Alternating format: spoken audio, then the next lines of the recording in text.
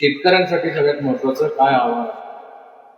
खरं तर शेतकऱ्यांना मी या निमित्तानं आवाहन करतो की साधारणतः हवामान विभागाच्या अंदाजानुसार साधारणतः 12 जून ते 15 जून पर्यंत अजून पाऊस थोडा कमी दिसतोय आणि कामही पाऊस पडण्याची शक्यता असल्यामुळं माझ्या शेतकरी बांधवांना एक विनंती, कालच मुख्यमंत्री साहेबांनी सांगितलं की पेरणीत जास्त घाई करू नये आणि 15 जून नंतर पावसाचा अंदाज घेऊन खरं तर शेतकऱ्यांनी पेरणी करावी. आणि काही ठिकाणी आपल्याला पाहतो की मराठवाडा, खानदेश, विदर्भ आणि मध्य महाराष्ट्रातील काही भागामध्ये पाऊस हा काही ठिकाणीच असा सर्वत्र पडणार नाही. काही ठिकाणी पाऊस पडेल परंतु सर्वत्र नाही. त्यामुळं साधारण 12 ते 15 जून पर्यंत शेतकऱ्यांनी पावसाचा अंदाज घेऊन पेरणी करावी आणि साधारणतः 15 जूनच्या पुढं थोडा वातावरण पावसाचं अनुकूल दिसतंय,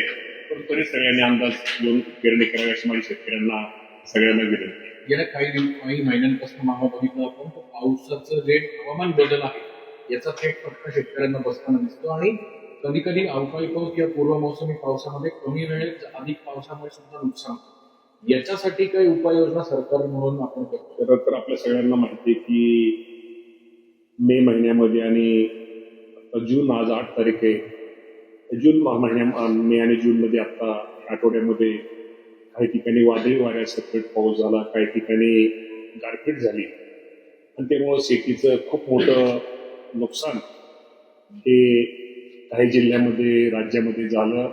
त्यामध्ये जळगाव, अमरावती, बुलढाणा, सोलापूर व अकोला जिल्ह्यामध्ये सर्वात जास्त नुकसान हे शेतीच्या पिकांचं झालेलं आहे. जळगावमध्ये केळीच्या पिकाचं खूप मोठ्या प्रमाणामध्ये नुकसान झालेलं आहे.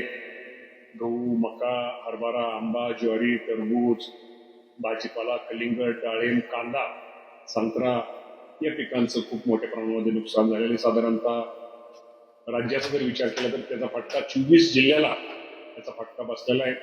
आणि प्राथमिक अंदाजानुसार जर साधारणतः हेक्टरमध्ये म्हणलं तर 56 लाख हेक्टर आणि एकरामध्ये म्हणलं तर जवळजवळ 1,40,000 एकराचं राज्यामध्ये माझ्या शेतकऱ्यांचं नुकसान झालेलं आहे.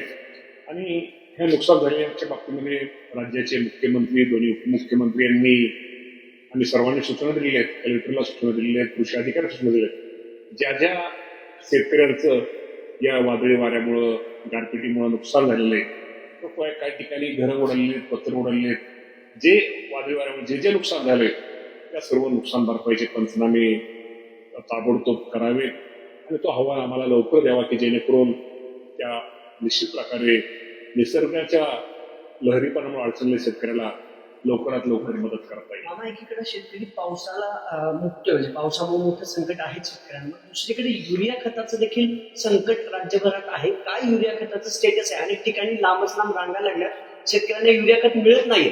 विदर्भात एका आधार कार्डवर 5 युरिया खताची पोती दिली जात आहेत, अशी काही माहिती आहे का? आणि युरिया खताचं काय स्टेटस आहे? अकोल्यात देखील याच विषयावरून गाड्या झाल्याचं पाहायला मिळालं. पोलीस देखील तिथे दाखल झाले.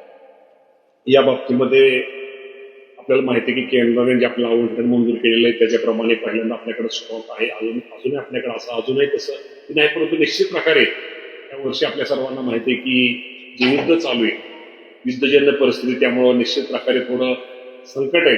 परंतु आम्ही स्वतः राज्याचे मुख्यमंत्री, मी स्वतः कृषी मंत्री म्हणून राज्याचे, देशाचे कृषी मंत्री शिवराजसिंग चौहान यांच्याशी आम्ही बोलतोय, नड्डा साहेबांशी आम्ही बोलतोय की जेणेकरून जे आपल्याला जो कोटा मंजूर दिलेला आहे, आपण म्हणतो आवंटन दिलेलं आहे, तो कोटा आपल्या राज्यामध्ये जास्तीत जास्त ज्याप्रमाणे मिळावा.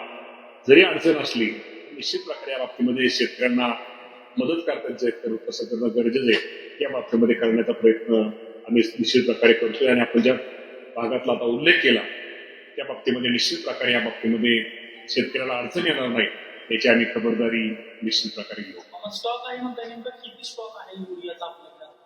मी आता आकडेवारी तुम्हाला 5 मिनिटात देतो, तुम्हाला आकडेवारी वगैरे सगळे आपल्याकडे आहे. आपल्याकडे आवंटन पण आपल्याला केले, पण हे खरं की युद्धाच्या परिस्थितीमुळे थोडं त्याला रॉ मटेरियलच्या बाबतीमध्ये थोड्या कंपन्यांना अडचणी आहेत. शेवटी अडचणीतनं निश्चित प्रकारे आपण एक तर आपल्याला माहिती आहे की पेरणी उशिरा होणार आहे, शेतकरी थोडे घाई करतायत, उद्या त्यांचं म्हणणं आहे की उद्या जसं पेट्रोल डिझेलला झालं की पेट्रोल डिझेलच्या शॉर्टेज तसं की उद्या युरिया मिळणार नाही त्यामुळे ते करतायत. परंतु निश्चित प्रकारे शेतकऱ्यांची काही चूक नाही. या बाबतीमध्ये निश्चित प्रकारे आम्ही केंद्राशी बोलतोय आणि जेणेकरून राज्यामध्ये खताच्या बाबतीमध्ये शेतकऱ्यांना अडचणी येऊ नये ही आमची भूमिका ही राहणार आहे. कांदा शेतकऱ्यांचं देखील असं आहे. नाफेडचं जे केंद्र आहे तिथं 15 ते 18 केंद्र आहेत ती सगळी बंद आहेत. कांदा खरेदी केला जात नाही किंवा जो भाव दिला जातो त्यापेक्षा बाहेर व्यापारी भाव जास्त देत आहेत. त्याचं देखील अपडेट कृषी मंत्री म्हणून तुम्ही घेतलंय का? आणि नाफेडचं नाफेडचा हा विषय पणन मंत्र्यांकडे जरी असला शेवटी कृषी मंत्री म्हणून शेतकऱ्यांचा प्रतिनिधित्व जबाबदारी आमची पण आहे. मी स्वतः जयकुमार रावल आमचे पणन मंत्री या बाबतीमध्ये जे केंद्राशी बोलतायत नाफेड किंवा दुसरं ते त्यांच्याशी बोलतायत मग आजपासून थोडं त्यांना सुधारणा करण्याचा प्रयत्न रावल साहेबांचा आपण वाचला असेल.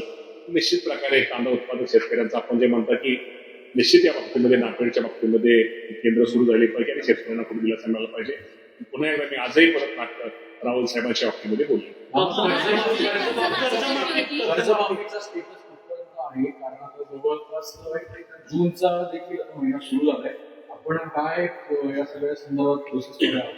त्याला सचिवांनी म्हणलंय महात्मा जशी कर्जमाफी होती तशी सरसकट करा. 30,000 हमी भाव मिळत नाही तोपर्यंत प्रोत्साहन निधी द्यावा असे त्यांचं. बच्चूभाऊ काय बोलले मला माहित नाही परंतु राज्याचे मुख्यमंत्री देवेंद्र फडणवीस साहेब मी आपल्या सगळ्यांना माहिती आहे की मागच्या कॅबिनेटमध्ये खरं तर आम्हाला आचारसंहिता असल्यामुळे काही गोष्टी त्यांना जाहीर करता आल्या नाहीत.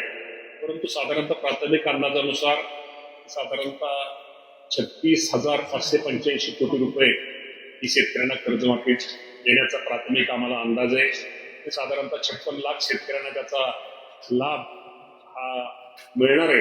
या बाबतीमध्ये आपण जे म्हणलं काही अडचणी शेतकऱ्यांचं काय त्यामध्ये त्या निकषात काही शेतकरी बसत नाहीत. या बाबतीमध्ये आम्ही निश्चित प्रकारे मंत्रिमंडळामध्ये चर्चा करून या बाबतीमध्ये मुख्यमंत्री महोदयाच्या काही गोष्टी लक्षात आणून या बाबतीमध्ये काय बदल करणं गरजेचं आहे की जेणेकरून शेतकऱ्यांना त्रास होणार नाही किंवा शेतकऱ्यांना त्याचा लाभ मिळेल. या बाबतीमध्ये निश्चित प्रकारे आकडा किती साधारणतः 56 लाख शेतकऱ्यांचा प्राथमिक अंदाज सांगतो. कारण आम्हाला जाहीर आचारसंहिता आहे आम्हाला जाहीर करायचा प्राथमिक अंदाज आहे की साधारणतः 36,585 कोटी.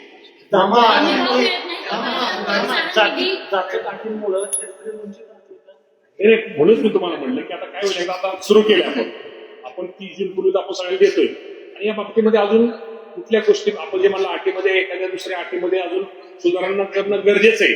या बाबतीमध्ये शासन सकारात्मक आहे. त्या बाबतीमध्ये निश्चित प्रकारे मुख्यमंत्री या बाबतीमध्ये निर्णय घेतील. अटी लावताना तुम्ही काही शिथिल कराल असं वाटतं? कारण अक्षरशः शेतकरी हवाल दिलाय नियम अटी परत जर सरकारने घातलं तर मग ते आपण पैसे नियम अटी वगैरे काही नाही. शेवटी तुम्हाला मी सांगतो की मुख्यमंत्री शेवटी सरकार परिस्थिती पण शेवटी पण सगळा विचार करूनच काही गोष्टीचा निर्णय घ्यावा लागतो.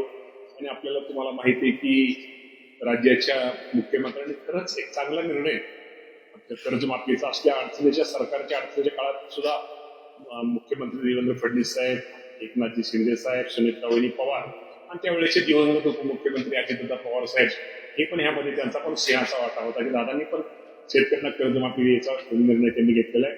आणि खरंच या अडचणीच्या काळामध्ये सुद्धा तो चांगला निर्णय घेतलेला आहे. शेवटी ठीक आहे